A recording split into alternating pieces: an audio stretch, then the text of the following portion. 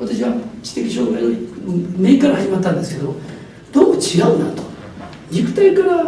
入るのは違うなというのがあって、これは人を知らなきゃいけないし、病気っていうものを知らなきゃいけないというので、人と向かい合おうというので、体を触るよりはこういう椅子用意して向かい合って、この感じですよ。それで2時間3時間ずっと話を聞いてたわけですよ。それが35、6じゃないですか。ずっと話を聞いてると、ずっとこう見えることが、もう私の小学校中学校そんなふうに生きてきた、それから見ると生っちょだやって分かるわけでしょ。そんな言い方の結果がそうなるんだなと。人っていうのはだから責任の所在が分からないんですよ。自分が今こうなっていることは全て自分の責任だというふうに考えることができないんですよ。もう早い段階でいろんなところに責任っていうのがある結果だから。だから本人も自分が納得できない、これじゃいけないと思っても、どこに持っていってどうしていいかがわからない。そのわからないというのが病気症状で教えてくれる。で、私の前にいるんですよ。そんな中で何を目的に生きたのか、生まれてきてもう何十年、何を自分はショーとしてさせられて生まれて生きなきゃいけなかったのか。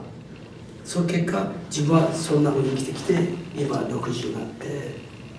そんな生き方でよかったのか、今この生き方でいいのか、これからどんな生き方しなきゃいけないのか、60で考えるか50で考えるか40か30か20か、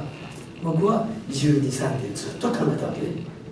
中学の時にそればっかり考えてて、今だにそればっかり考えてるわけね。ずっとそればっかり考えて、ずっとそれを言い続けてるわけね。でそのずっとそれ言い続けることが、あ、自分の役目なんだなってやっぱり気づく以外ないですよね。社会とか今のこの時代に生まれてきたということは、それをとにかく投げかける、それを考えるということがホモ・サピエンス生まれて10万年という時にやることっていうのはそういうことなんだなと。でそういうことなんだということで投げかける人間は世界中にもう何万人何十万人何百万人っていいわけだから、その中の一人なんだなと。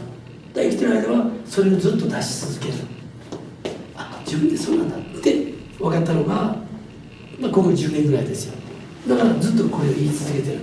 だから2人であろうが1人であろうが何百人いようが、私全然関係ないです。全然関係なく投げ続ける。